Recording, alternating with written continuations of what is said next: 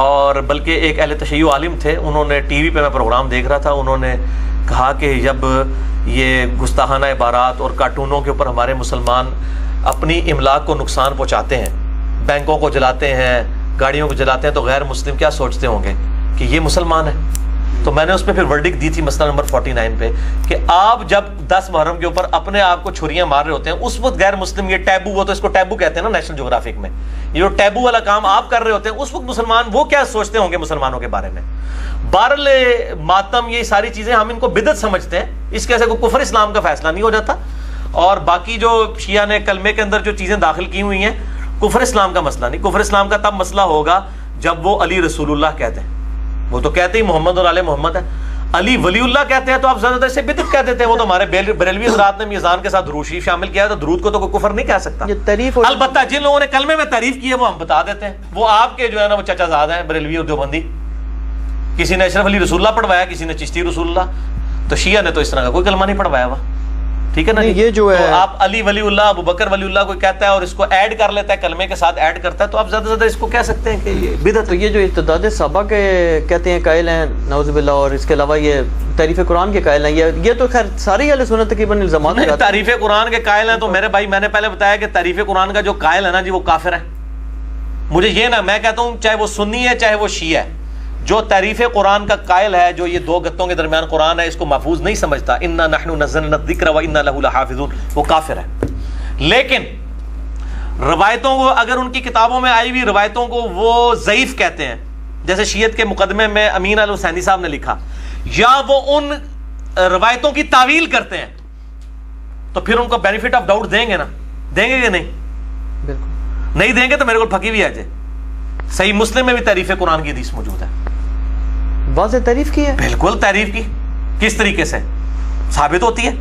جو رضاعت والا چیپٹر ہے اس میں الفاظ ہیں، سیدہ عائشہ کہتی ہیں کہ نبی صلی اللہ علیہ وسلم کی وفات تک، مسئلہ نمبر 155 میں نے اس کا نمبر بھی بتایا ہے، صحیح مسلم میں رضاعت والا چیپٹر کھولیں آپ کو حدیث مل جائے گی. نبی صلی اللہ علیہ وسلم کی وفات تک ہم لوگ قرآن میں آیات یہ پڑھا کرتے تھے کہ جو دودھ سے رشتہ حرام ہوتا ہے، یعنی نسب حرام ہوتا ہے، رضاعت کا رشتہ اسٹیبلش ہوتا ہے، یہ 1 یا 2 دفعہ کسی عورت کا دودھ پینے سے بچہ وہ بھائی نہیں اس کے اولاد کا بن جاتا، بلکہ کم از کم 5 دفعہ. تو یہ بتائیں قرآن میں کہاں آیت لکھی ہوئی ہے؟ نبی صلی اللہ علیہ وسلم کی وفات تک اگر یہ آیت موجود تھی، وفات تک، ہاں اس میں الفاظ ہیں وفات تک پڑھتے تھے، پھر تو منسوخ والا مسئلہ بھی، منسوخ والا بھی مسئلہ ختم ہو گیا. ہم یہ کہتے ہیں اہل سنت کے علماء سے مہربانی کرو کہ مجھے آیت نکال، مجھے تو نہیں ملی یہ آیت. یہ تو بہت ہی خطرناک بات آپ نے بہت، اور صحیح مسلم میں ہے، یہ مولوی ضعیف بھی نہیں کر سکتے. میرے پاس ترمذی ابو داؤد کی روایتیں بھی ہیں جن کو البانی اور شیخ زبیر علی صاحب صحیح کہتے ہیں. نہیں، اس کا جواب آپ بتائیں نا پھر. یہ تو میں کیا جواب بتاؤں گا؟ ان سے پوچھے نا جو علماء ہیں. میں یہ جواب دوں گا جو شیعہ دیتے ہیں؟ میں یہ کہتا ہوں کہ یہ جو کہا نا کہ وہ، اور اس میں الفاظ کتاب اللہ بھی نہیں ہے، ورنہ تو یہ کہہ دیتے کہ شریعت میں پڑھی جاتی، اس میں قرآن میں پڑھی جاتی تھی، تعویل بھی نہیں ہو سکتی. کتاب اللہ میں پڑھی جاتی نا تو یہ کہتے ہیں کتاب سے شریعت کے لیے بھی آتا ہے، کتب علیکم الصیام، شریعت، وہ کہتے ہیں شریعت میں پڑھی جاتی ہے، اس میں قرآن ہے. شکر ہے قرآن ہے تو ہمیں 10 بھی سک رہے ہیں، قرآن میں پڑھی جاتی تھی. تو اس کی ہم یہ تعویل کرتے ہیں. جو میں نے انٹرویو کیا تھا 1 to 1 مولانا اسحاق صاحب سے، میں نے ان کو بھی اس میں کہا تھا، انہوں نے بھی یہ روایت پیش کی. میں نے کہا آپ اس کی بھی تعویل کریں نا، تو انہوں نے کہا اس کی پھر تعویل یہی کریں گے ہم کہ قرآن کی تفسیر میں پڑھی جاتی تھی. یعنی کسی نے قرآن لکھا، اس کے نوٹس میں لکھ لیا، رضاعت کی کہیں ذکر آیا نا کہ دودھ چھڑانے کی عمر 2 سال ہے، جیسے قرآن حکیم میں ہے، اس کے نوٹس میں کسی نے فٹ نوٹ پہ، شاہ جی بڑے خوش ہوئے کہ کوئی نئی گل پتہ لگی ہے. عجیب سی بات نقوی صاحب اتنے جناب ہر گل ہی نوی ہے انشاءاللہ. نیوٹن تے آئنسٹائن نو ڈگری دی لوڑ نہیں ہوندی، یہ ڈگریاں تے نیوٹن آئنسٹائن ہوتے ہوندیاں نے. نیوٹن 8ویں کلاس میں اسکول سے بھاگ گیا تھا، مجھے کہتے ہیں ڈگری لے کے آؤ. ہم کہتے ہیں نیوٹن کے پاس کون سی ڈگری ہے؟ نیوٹن کے اوپر PhD ہوتی ہے فزکس کی.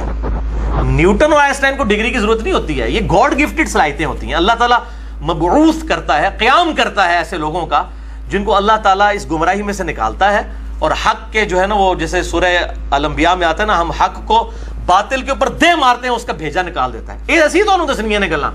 مجھے بڑے لوگ ای میل کرتے ہیں، جب بھی میں نے ان کو مسلم کی حدیث بھیجی ہے اس کے بعد تعریف قرآن پہ مجھے ای میل کا جواب کبھی نہیں آیا، آج تک نہیں آیا کسی کا. تو میں نے ثاقب اکبر صاحب سے بھی بات کی، انہوں نے کہا بالکل یہ باطل عقیدہ ہے. وہ شیعہ عالم دین ہے پاکستان لیول کے، جنہوں نے کتاب لکھی پاکستان کے دینی مسالک. وہ کہتے ہیں یہ ہم ان ساری روایتوں کو یہ مانتے ہیں یہ قرآن کی تفسیر میں فٹ نوٹس کے ساتھ تھیں. اس طریقے قرآن میں اگر یہ آیت آئی ہے نا رضاعت چھڑانے کی عمر 2 سال ہے، تو اس کی فٹ نوٹ کے اوپر حدیث کے طور پر یہ چیز لکھی جاتی ہے، اگرچہ قرآن میں لکھا ہوا ہے. جیسے ہمارے آج بھی بولے والے لوگ کہتے ہیں بخاری شریف میں پڑھا ہے، وہ بخاری شریف کے نیچے شرح مولوی نے لکھی ہوتی ہے، وہ سمجھتا ہے بخاری شریف ہو گئی ہے، وہ تو مولوی نے لکھی ہوئی ہوتی ہے، بخاری شریف میں تو نہیں ہوتا. تو اس کی تعویل ہم یہی کرتے ہیں، یہ صحیح مسلم کی حدیث ہے شاہ جی. ترمذی ابو داؤد کی حدیث جو ہے اس میں تو بڑے خطرناک الفاظ ہیں. وہ حضرت عثمان ابن عفان سے آگے کوئی پوچھتا ہے کہ یہ بتائیے کہ یہ جو سورہ انفال ہے، سورۃ الانفال اور سورہ توبہ، ان کو تم نے اکٹھا کر کے لکھ دیا، اس کے درمیان بسم اللہ بھی نہیں ڈالی ہے، کیا یہ نبی صلی اللہ علیہ وسلم نے اس طرح لکھوائی تھی؟ تو کہتے ہیں نہیں، یہ نبی صلی اللہ علیہ وسلم نے نہیں لکھوائی ہے. تو مجھے شک ہے کہ یا تو یہ دو الگ صورتیں ہیں، تو یا یہ ایک ہی صورت ہے، اس کا یہ آگے ضمیم ہے. اس لیے شک کی بنیاد پہ میں نے ان کو الگ کر کے لکھ دیا بیچ میں، اس لیے میں نے بسم اللہ نہیں ڈالی. یہ ترمذی میں، ابو داؤد میں موجود ہے، یہ روایت مشکات میں پہلی جلد میں فضائل قرآن والے چیپٹر میں مل جائے گی. شیخ البانی بھی صحیح کہتے ہیں، شیخ زبیر صاحب بھی صحیح کہتے ہیں. کرو مسئلہ حل. جبکہ شیعہ کے ہاں بھی روایتیں ملتی ہیں، اہل سنت کے ہاں بھی، کہ مصحف عثمانی پہ سیدنا عثمان کے مصحف پہ سنی شیعہ کا اجماع ہے. ایون شیعہ نے اپنی تفاسیر میں لکھا ہے کہ حضرت علی کا قول انہوں نے اپنی کتابوں سے نقل کیا ہے کہ عثمان نے جو کچھ اپنے دور میں کیا قرآن کے معاملے میں بھی عثمان کی جگہ ہوتا تو اسی طریقے سے کرتا. قرآن محفوظ ہے الحمدللہ. تو یہ شاہ جی آپ نے مجھ سے وہ باتیں نکلوا لی ہیں کہ اس کے بعد میری شہادت واجب ہو چکی ہوئی ہے. اللہ پاک رحم. ٹھیک ہے، تو شہید کے درجے میں ہم پہلے ہی ہیں، ہم نے کلمہ حق بلند کر دیا الحمدللہ. تو اب جب بھی کوئی تعریف قرآن کی بات کرے ان کو پہلے اپنے منجی تھلے ڈنڈا پھیرو، ٹھیک ہے؟ اچھا، اس پھر صحیح مسلم کے اوپر بھی فتویٰ لگاؤ یا پھر تعویل کرو. کہ وہ جو مولانا اسحاق صاحب کہتے تھے وہ تو ایک ہاتھ آگے نکل جاتے تھے نا، وہ کہتے تھے سنی میرے بھائی اور شیعہ میرے بھائی، یہ دونوں روایتیں دیوار پہ دے مارو، جو قرآن مشرق سے لے کے مغرب تک تواتر سے نقل ہوا ہے اور کوئی اور قرآن موجود ہی نہیں ہے، روایتیں ہی پھینک دو. وہ دوسری ایکسٹریم کو جاتے تھے. میں یہ کہتا ہوں کہ میں نے ان کو بھی اس میں کہا کہ آپ تعویل کریں کہ یہ تفسیر تھی. شرف الدین مصری بھی یہ کہتا ہے. اچھا، وہ کیا کہتے ہیں؟ وہ اٹھو قرآن کا دفاع کرو، اس کی جو کتاب ہے وہ کہتا ہے جی روایت جو ہے اس کو چھوڑ دو. نہیں ٹھیک ہے، قرآن تواتر سے ہے، روایت. اچھا، اس میں یہ چیز ہے کہ اس پہ میں نے ایک مناظرہ سنا تھا، یہ سید طلب الرحمان شاہ کا کوئی سولت شاہ تھا کہ سولت کیا نام تھا اس کا، کوئی انٹرنیٹ پہ موجود ہے، وہ ابھی بھی اہل حدیثوں کی مرکز مین ویب سائٹ پہ موجود ہے. تو اس میں میرا خیال ہے وہ سولت کو بھی شاید اس چیز کا پتہ نہیں تھا. یہ روایت پیش کرتا ہے طلب الرحمان شاہ صاحب، کیا جواب ہے؟ جی اب جواب دیں جناب، اٹھ ہی نہ سکتے. او بھائی آئنسٹائن تے نیوٹن تے نہیں نا ڈگری والے تو نہیں ہوندے، وہ تو ڈگری والے مولوی بیٹھ کے لڑ رہے سن نا. وہ زیادہ تر الاتقان کی روایتیں پیش. اچھا اور بتائیں کوئی اور چیز ہے تو چلیں. یہ بھی بڑے عرصے سے ادھار تھا نا، میرے خلاف بڑے بڑے کلپ چڑھائے ہوئے ہیں. اور میں کہتا ہوں کہ قرآن کی حفاظت کا ذمہ اللہ نے لیا، یہ ہو ہی نہیں سکتا اس میں کوئی تعریف کر سکے. شیعہ بھی چاہے تو تعریف نہیں کر سکتے، سنی بھی نہیں کر سکتے. یہ ساری کی ساری روایتیں جو ہے دیکھیں قرآن کا مقابلہ نہیں کر سکی. ہم ان کی تعویل کرتے ہیں، ہم قرآن کو تواتر کے ساتھ صحیح مانتے ہیں. اچھا، یہ جو مسئلہ ہے کہ یہ ارتداد والا نعوذ باللہ صحابہ کرام پہ تہمت بس کرو شاہ جی، اور تسی آخری بم چھڈن لگے ہو. ہاں یہ ایک بات کی جاتی ہے نا جی کہ آپ جی بخاری مسلم میں حدیث ہے نا اصحابی والی، اصحابی بھی ہے کہ کچھ ایسے لوگ ہیں جو آپ سے ان کی زندگی میں مومن تھے، آپ کی وفات کے بعد کافر ہو گئے، انہی کو صحابی کہا جا رہا ہے. یہ امتی والی روایت لے کے آتے ہیں. وہ کون ہے؟ میں نے مسئلہ 96 میں بتایا کہ منکرین زکوٰۃ، مسلمہ کذاب کے ساتھ ملنے والے، حضرت ابوبکر صدیق کے دور میں جو ارتداد کا شکار ہوئے. بخاری مسلم میں آتا ہے ارتداد تو وہی ہوتا ہے جو آپ کی زندگی میں مسلمان تھا، ابوبکر کی زندگی میں وہ کافر ہو گیا. یہ وہ لوگ ہوں گے. شیعہ کی تکفیر کی باقی جو ہے نا وہ ہاں تکفیر کا معاملہ یہ ہے میرے بھائی جی، تکفیر کا معاملہ جو ہے نا یہ مسئلہ بڑا ایک ڈیفرنٹ ہو جاتا ہے. اس طرح اینالوجیز بنانی شروع کر دینا اگر ہم، تو معاملات بڑے بگڑ جائیں گے. مثال کے طور پر صحیح مسلم میں حدیث ہے علی سے صرف محبت رکھے گا مومن، علی سے بغض رکھے گا صرف منافق. اب اس حدیث کے تحت جن جن لوگوں نے حضرت علی کو تکلیفیں دی ہیں ان کے اوپر ہم منافقت کا فتویٰ کیا لگانا شروع کر دیں گے؟ بھئی ان کو تعویل کی غلطی لگی ہے. اس طریقے سے آج اگر کسی تک کوئی دین ایسا ٹیمپرڈ فارم میں پہنچا ہے، آپ بجائے ان کے اوپر کفر کا فتویٰ لگانے کے ان کی اصلاح کرنے کی کوشش کریں کہ بھئی یہ جن لوگوں کے اوپر آپ کفر کے فتوے لگا رہے ہیں ان کی شان میں نہج البلاغہ میں خطبے ہیں، اور معاویہ بھی جو ہے اس کو بھی کافر حضرت علی نے کبھی نہیں کہا، اس کو منافق نہ کہیں. آپ ان کی اصلاح کرنے کی کوشش کریں. ان تک بات یہی پہنچی ہوئی ہے.